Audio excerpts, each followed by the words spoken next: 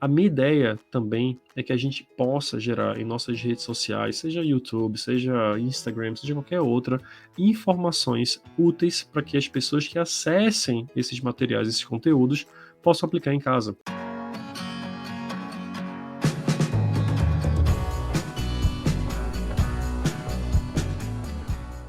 Óbvio, não é terapia por meio de vídeo ou terapia por meio de uma publicação de carrossel no Instagram, mas é algo que você entregue para aquelas pessoas que eles tentem minimamente resolver algo que pode ficar pior no futuro, e daí eles possam também, em paralelo, procurar o teu serviço como profissional. Porque se a gente dá conteúdo de graça para as pessoas, como eu estou fazendo aqui para vocês agora, a gente se torna bem quisto, a gente se torna memorável para aquela pessoa se o conteúdo for interessante. E as pessoas começam a falar: nossa, eu vi o vídeo do Igor, eu vi o vídeo da Tainá, eu vi o vídeo do Miguel, do João, achei super legal. A publicação que a Jéssica fez de um carrossel falando sobre ansiedade me tocou bastante, gostei muito, ela se expressa bem, e nisso você tem uma maior chance também de captar pessoas, tá? Captar pessoas pela internet, e é uma divulgação gratuita que você dá, né, em relação ao seu próprio trabalho. Mas voltando para cá, será que a gente está fazendo o nosso papel da melhor forma possível? É uma interrogação que eu deixo para ti, tá bom? Há outros jogos também, tá? E aí eu trago outros conteúdos que seus clientes vão falar em consultório. Provavelmente todos os jogos que eu estou trazendo para você, tá? Nesse vídeo, eles são jogos mencionados por pacientes em consultório, tá bom? Então saiba bem disso. São jogos que são conhecidos pelos clientes. Então você não precisa conhecer cada termo, cada jogo, mas precisa pelo menos ter uma familiaridade com esses conteúdos para saber: ah, ele fala isso, ah, um cliente meu jogou Hollow Knight. Então vai, senhor psicólogo ou psicóloga, procurar na internet o que é o Hollow Knight, porque pode ser que esse jogo, por exemplo, fale de algum tipo de subjetividade daquele teu cliente. Por que ele gosta desse jogo? Que tipo de liberdade ele tem naquele jogo? Que tipo de motivação esse usuário tem ao utilizar tal tipo de recurso? Essas são reflexões basais que eu te dou que podem gerar para ti uma grande informação sobre o caso clínico. Mas olha que interessante, se você simplesmente escuta, né, o teu cliente falar: ah, mas eu jogo um Hollow Knight, você fala: entendi, que legal, e fica por isso, você perde uma grande chance de ter uma maior imersão no conteúdo cognitivo do teu paciente. Grande chance. E se você pensar: ah, mas putz, esse tema é muito difícil, muito nome em inglês, jogo eletrônico, a má notícia é, você vai se dar mal no futuro da clínica, especialmente atendimento com criança e adolescente, se você falar: não quero aprender a área de tecnologia. Não tem o que eu falar, não posso mentir para você. É a mesma coisa que você dizer que a psiquiatria não tem importância, tá? Que medicamentos eles são ah, coisas que as pessoas tomam para dopar. A gente não tá mais falando sobre isso, a gente não tá na época da Idade Média para a gente ter noções, né, tão ultrapassadas nesse sentido. A gente precisa se atualizar, a gente precisa ter noção do que o mundo está trazendo na área de NFT, de criptomoedas, de jogos eletrônicos, de internet, de séries, de N outras coisas, assim como outras vão vir com mais intensidade: imersão virtual, realidade aumentada, a própria realidade virtual também, a Web 4.0, tudo isso, gente, é futuro. Marketing digital para profissionais, isso é futuro. Então, a gente não faz mais uso de máquina, né, de datilografia, aquele barulhão. A gente faz, hoje em dia, a nossa escrita por computador, por notebook. E a gente está fazendo aqui por um webcam. Aqui é um webcam. E anteriormente as câmeras eram horríveis, agora tem câmeras horríveis comparadas a hoje, obviamente. Agora são câmeras de 1080p, ou 4K, ou 8K, e isso daqui a 10 anos vai se tornar ultrapassado, porque eles vão ter câmeras ainda mais reais, né, graficamente falando. Então, gente, é importante se atualizar, tá? Isso é essencial para nós da psicologia, termos constantemente atualizações dessa área de conhecimento tão bela e tão rica que é a indústria de jogos eletrônicos. Trouxe outro jogo para vocês também, que é o Cuphead, que é um jogo que eu gosto, né? Eu acho um jogo super interessante, porque ele é bem desafiador, né? Se o Moisés estiver mostrando para vocês aí algumas imagens do jogo, você vai notar que é um jogo que você tem que ter um grande reflexo, né? Você tem que realmente pensar como você vai vencer aquele chefe, né? Aquele boss, como a gente chama, né? O chefe daquele cenário, daquela fase. Então, é um jogo que você tem que decorar os movimentos daquele chefe, se desviar e atirar no momento correto. Ele tem esse caráter mais retrô, mas é um jogo que vendeu horrores, é um jogo muito premiado também, tá? É um jogo que eu adoro, né? Esse jogo em especial eu gosto bastante, que é o Cuphead. Tem outros, né? A gente vai falar um pouco agora sobre, eu falo sempre a gente, né? Uma figura de linguagem, né? Uma expressão, mas eu vou falar agora sobre o Brawl Stars, que é um jogo de celular. Isso é importante, tá? Alguns clientes seus vão falar, eu jogo no computador. Outros vão falar, eu jogo no notebook. Outros vão falar, eu jogo no console, na televisão mesmo, ali com o meu PlayStation, com o meu Xbox. Outros vão falar, eu jogo no tablet. Outros vão falar, eu jogo no celular. Tá? Então, você pode jogar jogos praticamente em qualquer canto. E os pais, né, eles têm algumas dificuldades em relação a isso, porque o filho tá na sala, larga o computador, o videogame, o que eu chamo de console, e ele vai pro quarto jogar computador. E o pai fala, desliga o computador, aí ele vai pegar o celular. Aí fala, me dá o celular. Aí o garoto vai lá e pega o tablet. Então eu brinco com isso, mas para dizer que são recursos hoje praticamente infinitos para você jogar.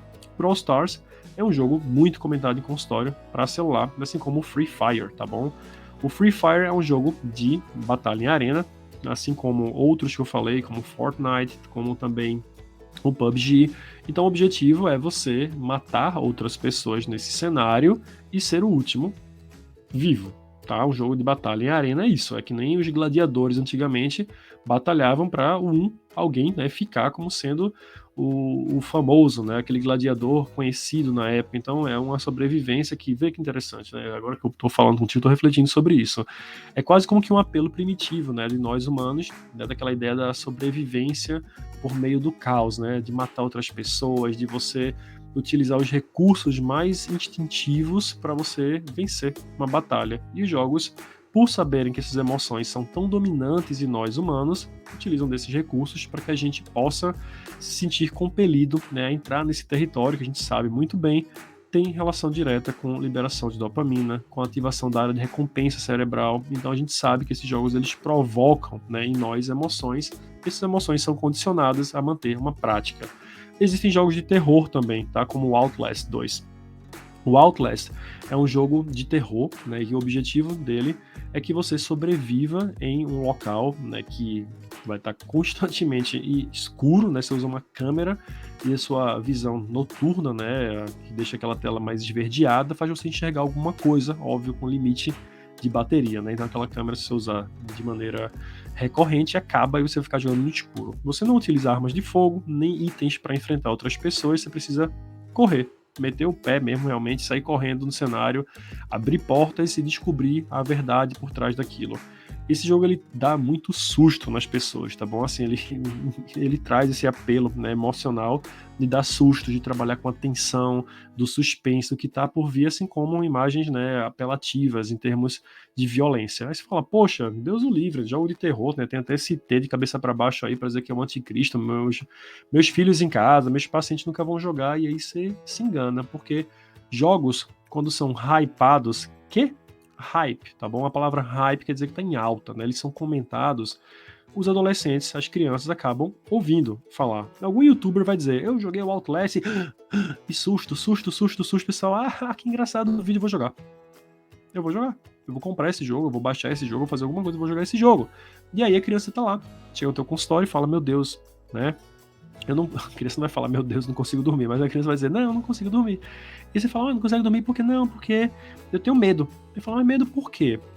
Porque eu tenho medo que uma pessoa com uma foice venha me pegar. Aí você fala, nossa, o que é essa linguagem desse cliente quer dizer, hein? Uma pessoa com uma foice, que símbolo é esse? E, gente, pode ser um personagem do jogo, que você não sabe, porque você não pergunta sobre o jogo eletrônico para essa criança, tá? O que você joga?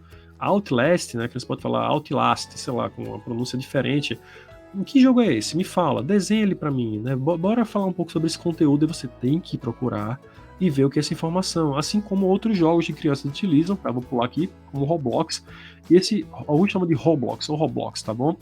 Tem temáticas dentro desse jogo de terror também, de aventura, de esportes, de tiro. Como é uma plataforma que você pode moldar aquele jogo, você pode criar, né, uma ferramenta para o jogo ser de N funções e ter uma comunidade por trás daqui. Então não é um jogo único, é um site ou um aplicativo, né, no celular, que você tem milhões de opções de jogos eletrônicos criados, né, por programadores. Então tem jogos de terror também, as criancinhas lá olham esses bonequinhos todos fofos, coloridos e bonitinhos e vão estar de frente de jogos que também são de terror. Aí você fala, puxa, que bom, né, o filho do meu paciente joga Roblox. Só que se você não souber o que ele joga no Roblox, você vai estar deixando o espaço aberto para que jogos de terror sejam jogados. Que não são esses de cá, tá? Que eu coloquei o Outlast e o Dead by Daylight, são jogos de terror que envolvem sobrevivência, que envolvem, de fato, né, o horror em si, né, a temática mais intensa emocionalmente que a gente vive, né, como seres humanos. Então aqui são jogos distintos, mas o Roblox ele também traz mods, tá? Que são jogos inspirados nesses jogos de cá também. E aí você fala, pô, que maravilha. Não é bem assim, que maravilha, assim como Minecraft. Minecraft todo mundo pensa, um jogo infantil, que fofinho, bonitinho. Jogo de craftar o tempo inteiro, de fazer um farm, de ficar construindo casas e usar da criatividade, mas também você pode criar mapas com temáticas obscuras. Então, gente, a tecnologia ela não é em si o prejuízo da coisa, tá? É aquilo que é feito na realidade que realmente vai ser importante. Então há YouTubers que vão praticamente, essa é a minha opinião, tá? Vão drenar basicamente o conhecimento daquela criança, tá? E vão falar um monte de baboseira, um monte de porcaria mesmo, e a criança absorve aquele conteúdo, reproduz em casa, começa a falar a linguagem daquele youtuber e o pai fica, de onde é que você aprendeu isso? E você aprendeu, na verdade, tá? Desses jogos de cá, como Minecraft, como Roblox, como gente falando um monte de palavrão em vídeos sobre Dead by Daylight, Outlast tendo sustos, ou Free Fire pra você dar tiro nos outros, ou Brawl Stars pra você fazer modo competitivo, ou no Cuphead, e aí vai, tá? A ideia principal, né, desse conteúdo de cá é que você entenda, né, que isso é só uma pincelada do que existe nesse grande espectro, nesse grande meio que é o mundo dos jogos eletrônicos.